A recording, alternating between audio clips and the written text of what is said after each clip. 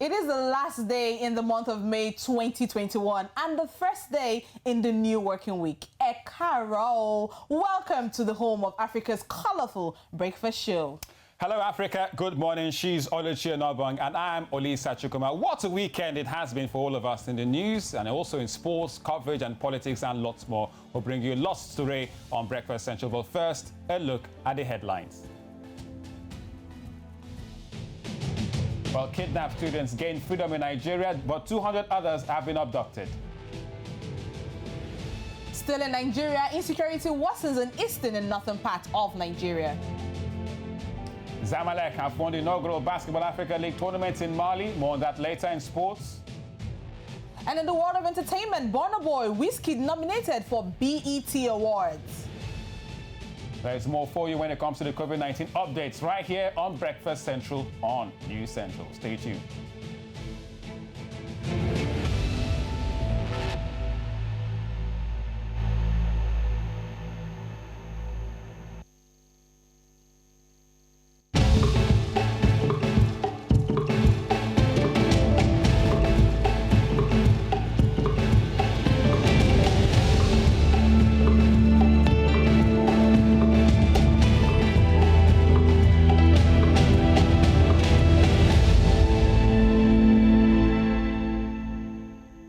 All right, yes, you're welcome back to Breakfast Central on News Central. Remember, you can watch us live on our Facebook channels, on Twitter, on YouTube, and also on all our social media handles. It is at News Central TV.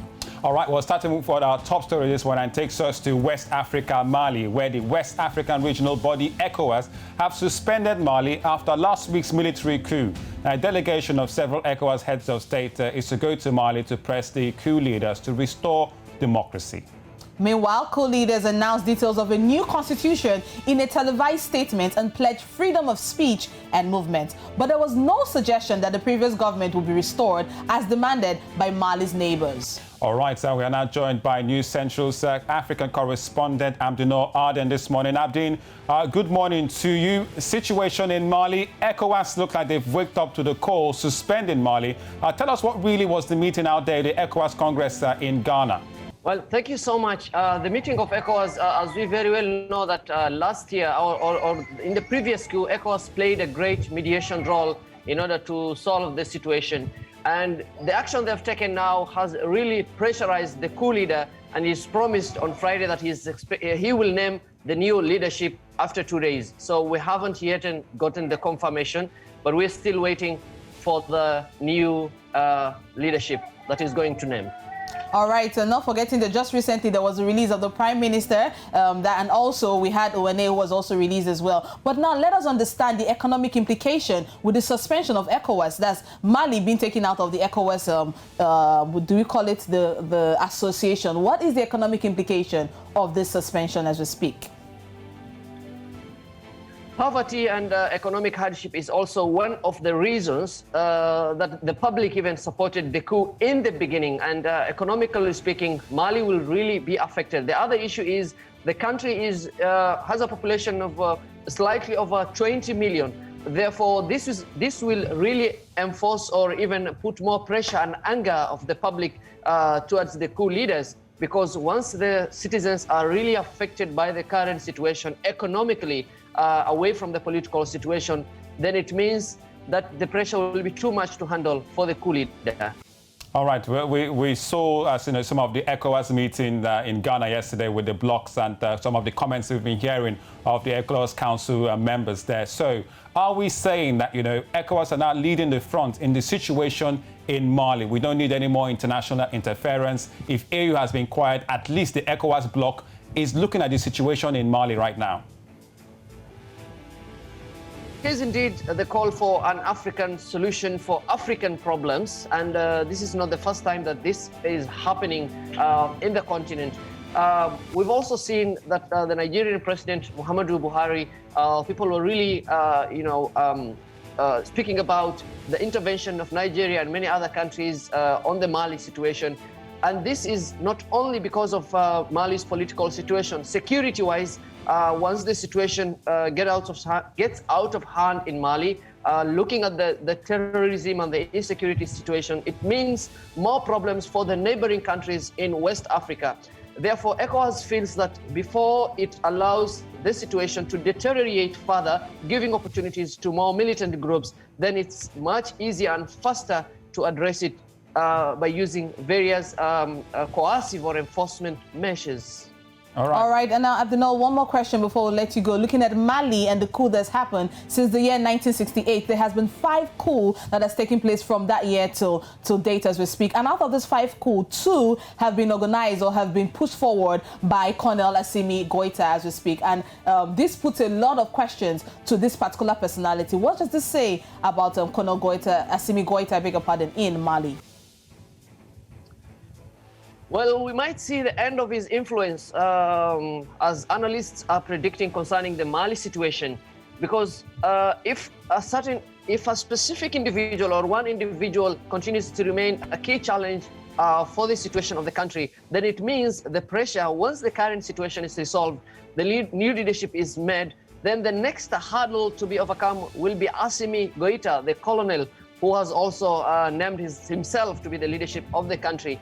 Therefore, in order to overcome the current coup within a coup, then it means there is much more responsibility for ECOWAS in order to save the country, considering the challenges it has faced and its strategic position in the continent and its influence, especially on security and cultural. We know Mali is also a country that hosts one of Africa's historical places, and it means the country's future needs to be secured. All right, thank you very much, Abdin, our correspondent right here on News Central, giving us the latest in the situation in Mali after they were suspended by the ECOWAS bloc of countries. Thank you very much, Abdin. Thank you so much. All right, we move straight now to Nigeria. Stories. All right, yes, in Nigeria, we are starting with the story in Nigeria. Now, the police command in Kaduna has confirmed the release of the remaining 14 abducted students of the Greenfield University. Now, according to what the Command Public Relations Officer, that's ASP Mohammed Jalige, has confirmed the development. Now, Jalige, I beg your pardon, however, said that the details of the release will be communicated later. Now, the Kaduna State government also confirmed the release of the students in a statement by the Commissioner for Internal Security and Home Affairs, Mr. Samuel Aruwan. Parents of the abducted students were seen in tears as they welcomed their children.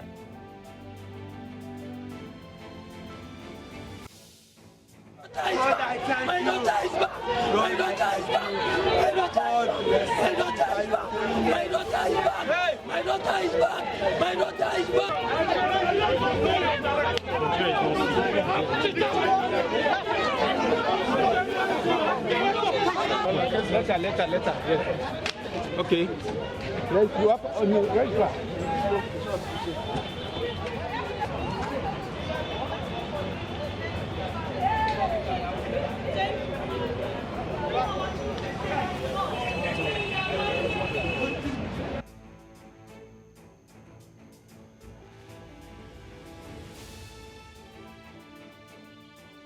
Well, so some of the scenes we saw there yesterday in Kaduna, parents, well, tears of joy, heartbreak, jubilation, and also heartbreaking one, no matter how you call it, having their kids come. There were even squabbles we heard between security agencies and the parents in terms of the custody of some of these children who were released from the university.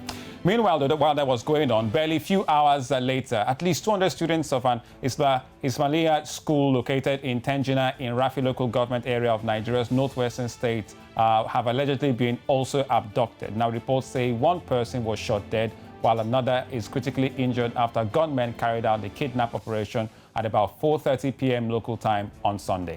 Now, the secretary to the Niger State government, Ahmed Mutane, says that the number of abducted students is yet to be ascertained. He said the government, in collaboration with security agencies, has mobilized troops to the various areas. Now, joining us this morning to look intently at the spate of kidnappings and unrest is public affairs analyst Dr. Dayo Kayode. Good morning, Dr. Dayo. Good morning. How are you this morning? Good morning. Welcome. Good to have you on the program. Yes, all right, nice, Dr. Dayo Kayode, what's happening to our perception of a perhaps what might call a secured nation or heightened insecurity right now with the spate of kidnapping in the country?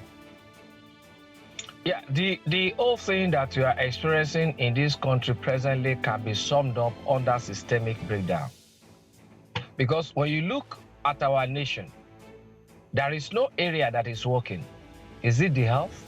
Is it education? Is it security itself? Everywhere, nothing is working. And that is why we are also experiencing it there. Again, let us also look at the incessant security breaches. You see all these people, how many of them had ever been arrested and dealt with before now? How many? Does that mean they are having some kind of tacit support from somewhere? Then how come up till today, we have not been able to arrest them and then punish them? Rather, some of them that were being sort of apprehended, they are being given some kind of relief and then being brought back to the society. So with all this, it gives people like me some kind of concern. All right. Now, Dr. Kayode, talking about ransom, I mean, parents of the recently released Greenfield students over the weekend, they came out and they said they paid a huge sum of money. Now, is this actually fast becoming a norm, or is the bill to arrest parents who pay ransom even feasible at this point in time? It is not that it's becoming a norm. Rather, it's a way of enriching some segments of Nigerians, some people from some areas in Nigeria. Because when you look at these people, what tribe are they from? What tribe are they from? Why is it that till today we have been paying that ransom and nobody has been arrested? Are we saying they are above the law? Yeah, but Dr. Kayode, we need to really ask you, where does that really leave the average Nigerian, whether a parent or an individual, where you have on the one hand, they are trying to pass a bill to criminalize paying of ransom. On the other hand, you just have parents in Kaduna saying, we just paid you some of the money to get our kids out. It's a devil and the deep blue sea. That is what I'm saying. It is about a situation whereby some section of this country are being enriched. Because either you like, okay, look at the other one that happened recently. That one Islamic cleric was now bargaining for them. So that means that Islamic cleric knows them. Why can't that Islamic cleric be apprehended and then show us where are these people? These are issues that we need to look at. We need to be sincere to ourselves. All right, Dr. Kayode, Dr. Dayo Kayode, we have another story with another video clip, which we will need you to also comment on. Now, this is about Imo State, but we will be going on a quick break. When we come back, we'll be giving you this story with Dr. Kayode Dayo on standby.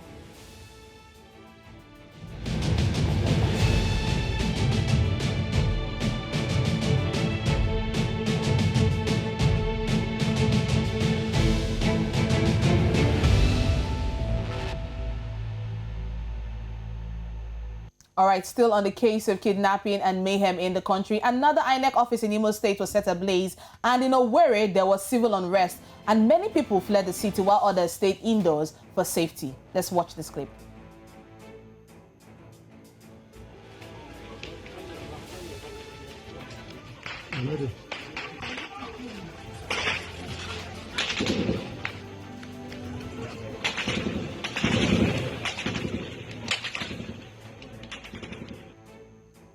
All right, that is a video of the situation in Imo State. You could have heard the gunshot. There were gunshots and people were running for safety at that point in time. And that makes us ask a lot of questions. We also have Dr. Dayo Kayode, who is an analyst, security analyst in our midst. Now, Dr. Dayo, is our security helpless?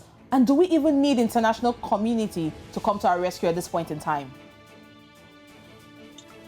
If you look at it, are we really helpless? Because when you see our security officials go out on international assignments, you see them coming back with medals. How come they cannot work here in Nigeria? So it's a big question that we also need to unravel. To that extent, do we now say that are there some people within that are sponsoring and protecting these people? I mean, that is a way to also look at it. Because if somebody could be going outside the shores of Nigeria and then be receiving accolades, medals, and all that, and when you come back here, you can't do anything, then that means is the hand of Esau, and how do they call it? How did they put it? So it calls for a big concern. Listen to this. We have Niger concerts in this country that we give a lot of budgetary allocation every year. What has happened to that Niger concert? Because Niger concert is supposed to use its satellites to be combing the territorial integrity of Nigeria 24/7. So how come they cannot look at all these footages and then get all these people apprehended? These are issues. That is on one side. On the other side, IPOB. If IPOB is now saying, these are our demands, these are our requests, why can't government sit them down and then address those requirements, those demands? They are part of Nigeria. They have their rights. They have their rights to ask for whatever they want within the country. All right, Dr. So Kayode. all the government needs to do is to call them to a round table and discuss so that we will stop killing ourselves. All right, Dr. Kayode. Speaking about killing, just yesterday, before you let you go, we got reports that an APC chieftain was killed in Owerri yesterday. Also, videos appeared on social media of a man killed in broad daylight in Enugu State. The list goes on and on. So what should we do at this point now? Because it seems that the situation has indeed gotten out of hand. Yes, that is even the area I was coming to. Now, there is insecurity in Nigeria. Again, there are drums of war being beaten in Nigeria because those are two different things. All we need to do is who and who are behind these things. There are some people out there that wants to be stealing the resources of our country. And what they know they can do is to cause unrest for them to be able to do that. That's an aspect. Another aspect, we also have to look at the area of the politicians that wants to seize power by all means. And there is nothing all these politicians cannot do. They can create and uncreate a lot of things. And peradventure, that is why we have not been able to arrest all these people that are embarking on killing Nigerians.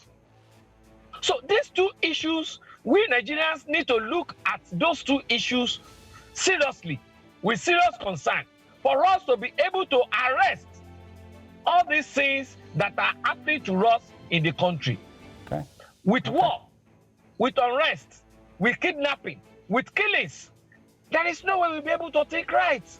Okay. I want to advise Nigerians, let us think deeply and look at where are all these things coming from so that we can resolve this issue once and for all. All right, Dr. Thank you so much. Kayode Dayo, coming on Breakfast Central this morning, security analyst and public affairs analyst. Thank you very much for your time, sir. Thank you for having me. I appreciate it. Well done. All right. Well, up next on Breakfast Central, newspaper review.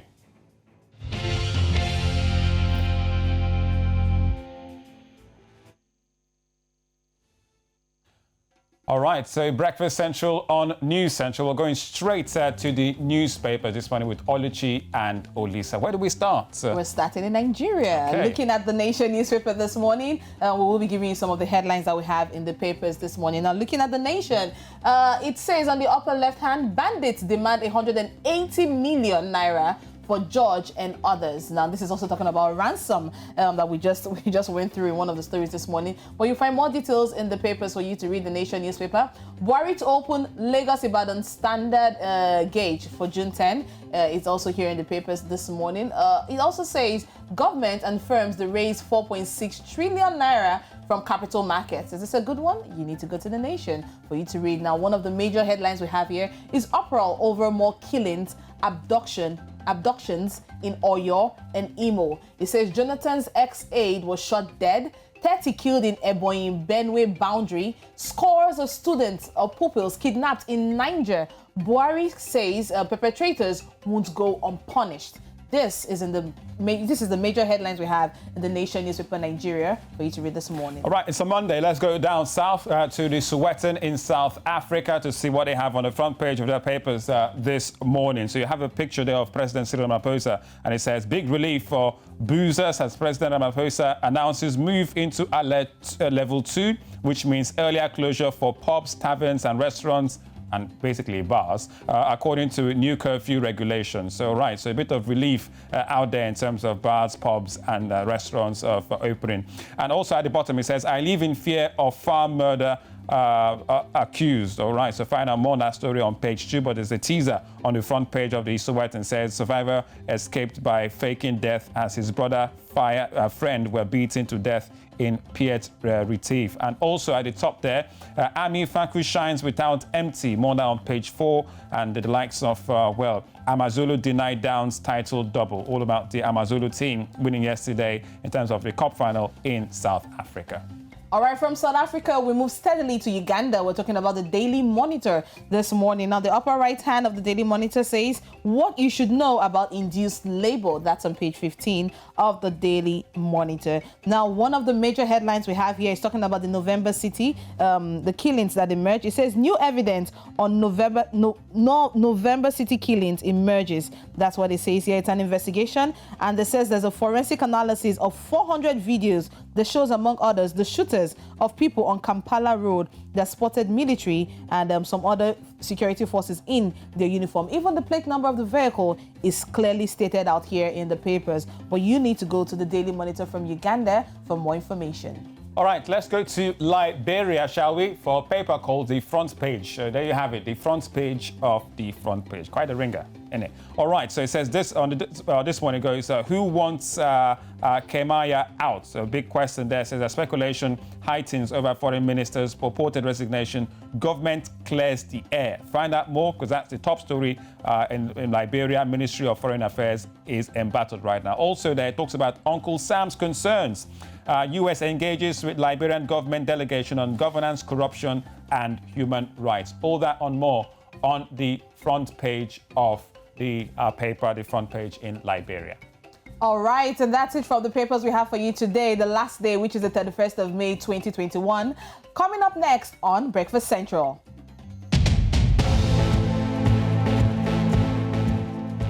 All about the BET Awards 2021, finding which Africans have been nominated. And in the world of sports, ZAMALEK wins inaugural ball final. More details.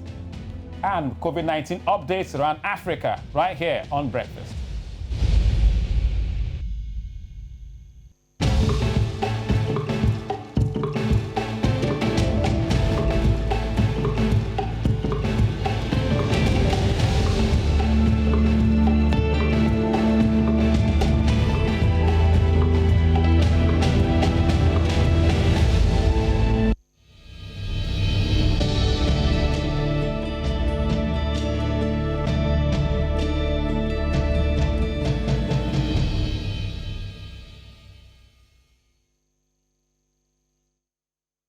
Welcome back to Breakfast Central. Now, do not forget you can tweet us at News Central TV and follow us on all social media platforms, that is at News Central TV. Bernard Akede is here to give us the latest on COVID-19 updates. Good morning, Olisa. Good morning, Oluchi. Of course, it's good to be back. Straight into the thick of things, and we're starting from South Africa. Like Olisa earlier mentioned, President Cyril Ramaphosa has extended the country's nightly curfew and limited the number of people at gatherings to slow the spread of COVID-19 as positive cases have begun to surge. In the national address, Ramaphosa did say that the level 2 lockdown restrictions will start today, forcing non-essential establishments like restaurants, bars and fitness centers to close at 10 p.m. local time, as the curfew will now start from 11 p.m. and at midnight as well to end by 4 a.m. Now, all gatherings will be limited to a maximum of 100 persons indoors, from 200, which it initially was, to 250 persons, which was formerly 500 persons outdoors. Now to Namibia now, where the President Gyangob and the First Lady Monica Gyangob are on course for a speedy recovery after both of them tested positive for COVID-19 last week, Wednesday. In a statement, Alfredo Hengari, who was the spokesperson for the presidency, has said the two are in stable condition and in good spirits. Now, Hengari said all precautionary measures are taken and that the president and his wife, the First Lady, have responded well to treatment and are on course for full recovery. And Namibia has so far recorded 54,659 confirmed COVID-19 cases, and sadly, they've recorded 818 deaths. To the east now, I'm talking about Ethiopia, where the country has registered 145 new COVID-19 cases in the past 24 hours, taking the nationwide total to 271,345.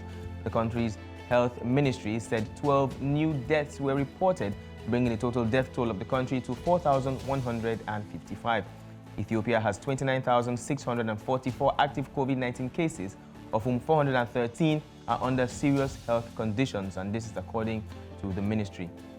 Ethiopia is among the countries hit hardest by COVID-19 in Africa, following closely by South Africa, Morocco, and Tunisia. Now, finally, so far, Africa has recorded over 4.8 million cases, with over 130,000 deaths on the continent. In terms of testing, the continent has carried out over 47.6 million tests, while over 4.3 million recoveries have been recorded. Once again, if you haven't received the vaccine, please do, and make sure that you protect yourself and your loved ones. COVID is still out there. All right. Thank you very much, Bernard. Interesting times for pub owners and restaurants out in South Africa. 10 o'clock, close it up. No more booze. Well, thank you very much, Bernard Akede. Always welcome. All right. Well, there are presidents around the world who have, to showcase their talents outside being, commander-in-chief and all that. One of such presidents is the 16th United President of the United States, Abraham Lincoln, who was a music lover and enjoyed picking up a violin bow when he wasn't in the Oval Office. Now, in Africa, we have embattled former President Jacob Zuma. Let's check this out.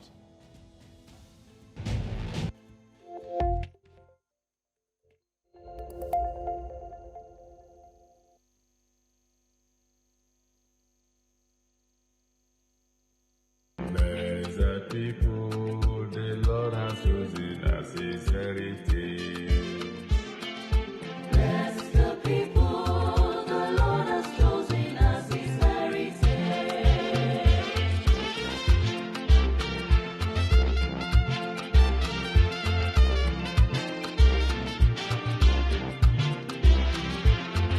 The word of the Lord is faithful, and all his works to be trusted.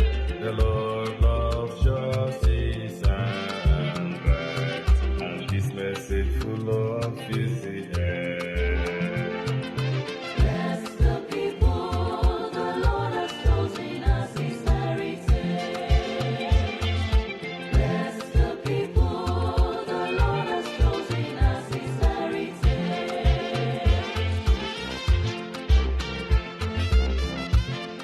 But not particularly Jacob Zuma, but yes, a politician, Minister of Transport in Nigeria, Rotimi Amechi. Now, clearly, he gave us his rendition, but more like Christian praise and worship, but clearly showing some musical talent. Well, would he be needing a record label very soon? Well, we never can tell. But it has caused a bit of reaction on social media, because that's one side, at least I've never seen about Rotimi Amechi before.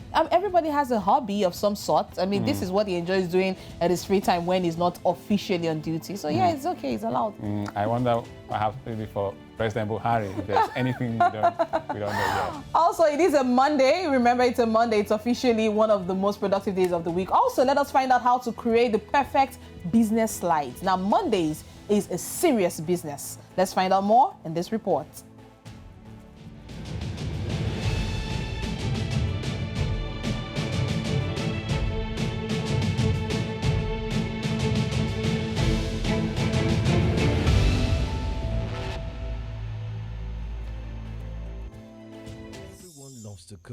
right? Well, not really. Not everyone loves to cook. Same way with presentations, especially the big presentations before corporate organizations, brands, and pitches.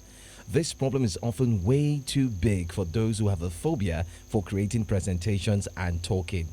In West Africa, someone is working hard to change that narrative. So I'm going to ask, what have you decided to help people with their presentation problems? I've had 8 years of experience working with banks aggregate, and in those windows of bank work, I witnessed a certain level of challenge that a lot of people have, especially people in senior management who have to defend and present propositions on behalf of their teams, their departments, and all of that. And that was when I realized that there's a semblance of a disaster here, and at some point somebody needs to help people to get past this. Oftentimes, because of all the rules and laws of how to make a good presentation, oftentimes people ignore the fact that you have to prepare a great presentation. So they think that all you need is to just be a confident person, be smart, and know your stuff, and then you'll make a brilliant presentation. But it doesn't work like that. And I've seen a lot of people fall flat on their face. Brilliant people, intelligent people who know their stuff, hardworking, but they come into that presentation arena and they fall flat. They completely botch it and they begin to look stupid. What does it take to have the perfect presentation pitch? That these guys are here to make a decision. I've been in such a position a number of times. We take pitches and presentations from agencies and consultants.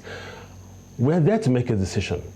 This panel, this audience, they are here to make a decision. So your job as the presenter is to help them arrive at not just any decision, but help them arrive at the right one, which of course is the one that favors you. So having that as your underlying attitude from the very beginning, when you begin to plan your presentation, when you write your script and everything, that's the winning attitude as far as I'm concerned. So approach your presentation with empathy. Recognize that your audience are there to make a decision. So make your presentation, let it make it easy for them to take that decision. Remove anything that causes them to stress their minds or to task themselves or to be strained. They've probably been through so many other presentations like that before you. So keep that in mind. Make sure you're helping them arrive at that decision with whatever you do. And you're likely to come out on top. That's my advice. How does your decision to help people have a perfect presentation pitch slides benefit the individual, the professional, or even businesses? Well, you know something, Joe? A lot of people don't realize that great communication actually saves the business time and ultimately saves them money.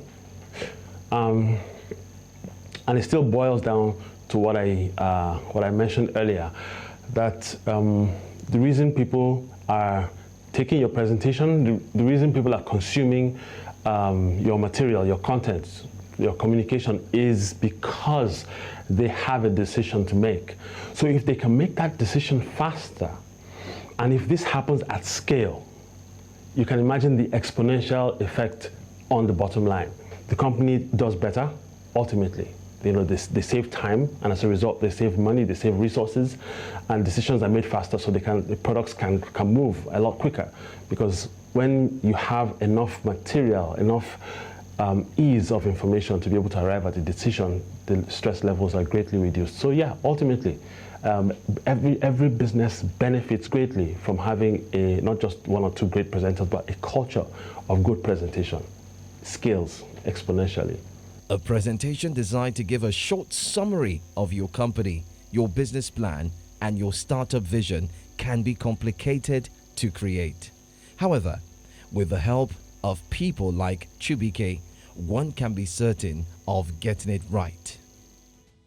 All right, that's a bit of a Monday, burner for you, how to create those perfect business slides for presentation. And I think I learned quite a bit there. Interesting one from Joe, speaking with Chibike on that one. Talking about keeping it short and simple. I mean, there's an acronym. That's K, keeping, I, it, S, short and simple. That's KISS. Lisa, on a Monday morning. Come on. It's KISS. Which one would you prefer? KISS for or KISS for presentation on a Monday? Keeping it short and simple. Speaking about keeping it short, let's go straight to Sam Dan, who's got the latest in entertainment.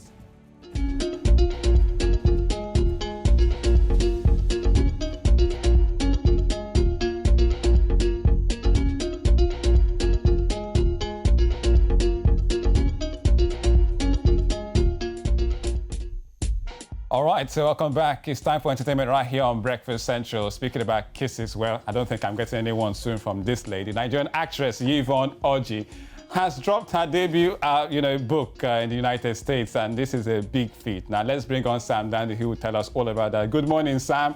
YVONNE ORJI, clearly, but I like to keep it KISS. Right. I hear you. So like that you were saying, of course, YVONNE ORJI has dropped her debut book, and it's titled Bamboozled by Jesus, people. Now, of course, she was born in Port Harcourt, but raised in Maryland, United States. Now, ORJI started in entertainment as a comedian and has found great international success. We can all see this after becoming an actress and featuring in popular television series like Insecure, which particularly bagged her a Primetime Emmy nomination, which is big. She's currently, of course, on tour for the book, Bamboozled by Jesus, and even revealed on the Ellen show, of course, with Ellen DeGeneres, why, this was important to her. She also revealed, as an immigrant child, how, of course, she had to go into pageants and how, she had to pray before, she got into comedy. And I think that's a beautiful story, of course. So what was very interesting was I saw some videos on her Instagram where she, took to deliver some of these books, to some of her fans. And some of them are really huge fans. I'm talking people like successful Nigerian-American beauty YouTuber Jackie Aina, award-winning actress Issa Rae, Bozoma St. John, among others. And, you can see the excitement a lot of people had, to see the book. In fact, there was a full package, not just the book. There were other things just to help you meditate and read the book along. Now, of course, the book talked about her belief system and her faith and, having, how COVID, kind of, wasn't expected, but, in her words, faith still worked, in making all her dreams come true. And I think that's a beautiful way to put her book together. Well, I have the other information. So this one is cool for anyone who's a Nigerian fan, an Afrobeat fan. So Burna Boy and WIZKID are both announced as nominees for the BET Award. Now I'm talking for the category of International Best Act or Best International Act. Among 6 other people. Now, they're not the only Africans in that category. Tanzanian Diamond Platinum is also up. Now, the category has a Brazilian, 2 Britain acts, as well as 2 French singers. Now, while it's very competitive, of course, because there are like 8 people on that nomination, it's no news that Burna Boy has won this category in the last 2 years, back to back. And WIZKID won this in 2012. But this was when the category had 2 divisions, so it was divided. Both Africa and the United Kingdom had 2 separate, parts. But now they're together, so our fingers are crossed. Now, the other nominees include French singers Aya Nakamura and Yusofia. Then also Brazilian act Mcida, and then British acts, the rapper Heady One, and the duo Young T and Bugsy, right? So, of course, the award ceremony will be held on the 27th of June, and it will be internationally broadcasted on the 28th. All right, so finally, of course, I like to say that African month was the entire month, but even though it's celebrated on the 25th of May every year, well, we've seen a lot of people come out to say, celebrating African strength and all of that. Well, Master KG did it in a unique way. He came up with a brand new song, and this one features Akon as well as DJ David Guetta. Now, if you go anywhere on this platform, you see that, of course, everyone knows Master KG. Master KG, the name of the song is titled Shine Your Light. But we know Master KG for songs like Jerusalem, of course, and Skeleton Move. Jerusalem is one of the, most viewed African songs on YouTube. I'm talking over 400 million views on YouTube. So we're super excited. It's already getting massive airplay, and we can see it on billboards all the way in New York, Times Square. So yeah, shine your light, Africa. It's a great way to celebrate being African, because of course, Africa rules. Yeah, Master KG. Master KG. Well, I'm excited about, Yvonne ORJI's, book. She's gorgeous, she's Bamboozled by Jesus. Yeah, she's amazing. And good luck to BURNA Boy and WIZKID. I think I'm a bit confident that, Nigeria will have this BT award again in the bag, Sam. Who do you think is going to win it? It's obvious. African Is it? Giants. Is it? it really? I think so. Anyway, for me, anyway. I'm rooting for WIZKID anyway. I'm hoping Diamond Platinum wins it. I'm just joking. Of course, BURNA Boy. All right, Sam. Thank you very much for the latest in Of entertainment. course, anytime. All right. Well, still Breakfast Central is a Monday, but we still have lots to come on the program.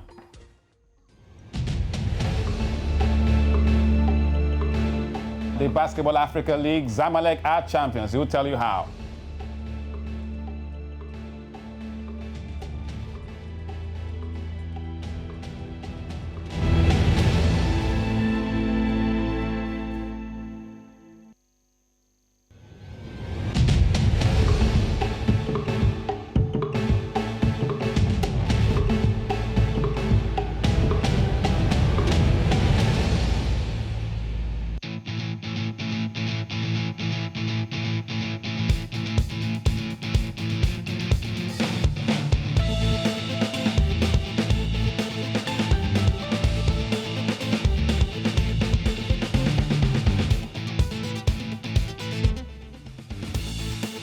Well, thank you very much for still sticking with us right here on Breakfast Central. Time now for some sports, and I've got our very own News Central First Lady of Sports, I would love to call her, Onyechi Obaro. Onyechi, good morning to you.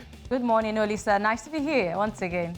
All right, great weekend of sports to look for, to talk about, but we can't, miss the big one yesterday for ZAMALEK and the inaugural edition of the Basketball Africa League. So they made champions. Wow, what a surprise. Big surprise, I would say. I thought that maybe Petro de Luanda or even the Patriots BBC would have made it to the top there. But ZAMALEK proved so much resilient. Masterclass performance from them against US Minister. Of course, in the beginning of the game, the first quarter, Minister had led the game in so much points, but ZAMALEK fought back and could finish with 13-point difference. It was a good performance for them, being the first champions of the inaugural edition of the Basketball Africa League. But we cannot forget that they last won this competition in 1992 for the FIBA Africa Basketball League. So being champions again in 2021, it's a +1 for them. Can we say it's been a success? This is an NBA-backed Africa Basketball League. It's the first one. It's been weeks of bubble based on COVID-19, and all that. But it looks like it's been a success, won't you say? Yes, it's been a success. Rwanda had tried hosting this event. Having to put up this facility to accommodate 12 teams is a huge thing for Rwanda there. I think it's a big prospect for them, and even a big prospect for basketball in Africa entirely. It's a good one. They were able to hold this tournament without any hustle, even with the COVID-19, the surge in cases. But still, the tournament was able to go through, and we had an interesting time there in Rwanda for a whole pack month. So it was a good one for Rwanda there, a successful tournament, I would say. All right, so good victory for ZAMALEK against US Monastir. Well, let's see what happens next. But we can't let you go without talking about the big one from Saturday. There's still more reactions to, is it City's loss or Chelsea's victory? I don't know where to start. Please start from both. Me, for City's loss, I would say Pep Guardiola got it all wrongly. And to question the fact that he could get it this wrong in a Champions League final, it's a big blow, I would say. But looking at Chelsea, on the other hand, we cannot overlook their achievement. Thomas Tuchel coming to Chelsea in 4 months was able to take them from 8th place to 4th place in the Premier League, was able to take them to the final of the FA Cup and also the Champions League, clinched this title at this time. Pep Guardiola got it wrong entirely in his formation, in his setup, and the players he used, and even the injury from the playmaker himself, De Bruyne, cost Man City a lot. Chelsea, it's a big win for them. Lucky win, Nigerians would say, but it's still a win there. All right, so it's a good day to go to work as a Chelsea fan on a Monday. Thank you very much, Onyechi Obaro. We'll catch you later. Thank you so much, Olisa. All right, later today on News Central. At 10:30 a.m. West African time, we have In the Game. There's lots on Business Edge at 11 a.m. And 9 p.m. West African time, we have NC Continental Prime.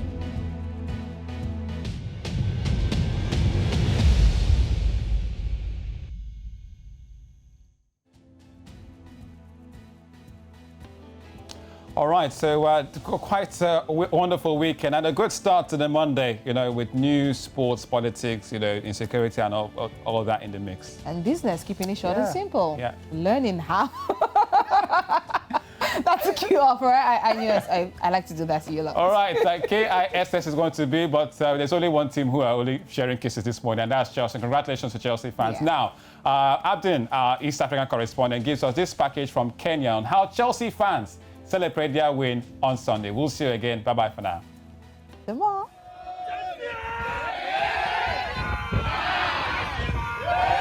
It is a triumph of their team Chelsea over Manchester City at the final of the UEFA Champions League that has brought them together.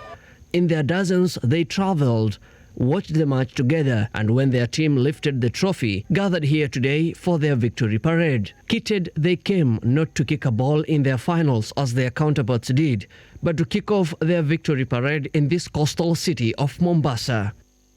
The Blues' bragging rights went beyond London to this place on this day. We are the champions, the UCL champion, UEFA Champions League. Danny, we are very happy as Chelsea fans.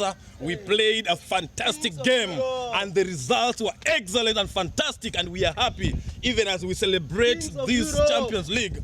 We are the champs of Europe. That nasema kama Chelsea fans.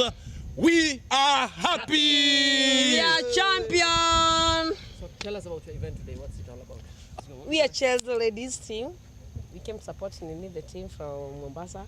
We are very happy we won the Champions League yesterday. We are extremely happy!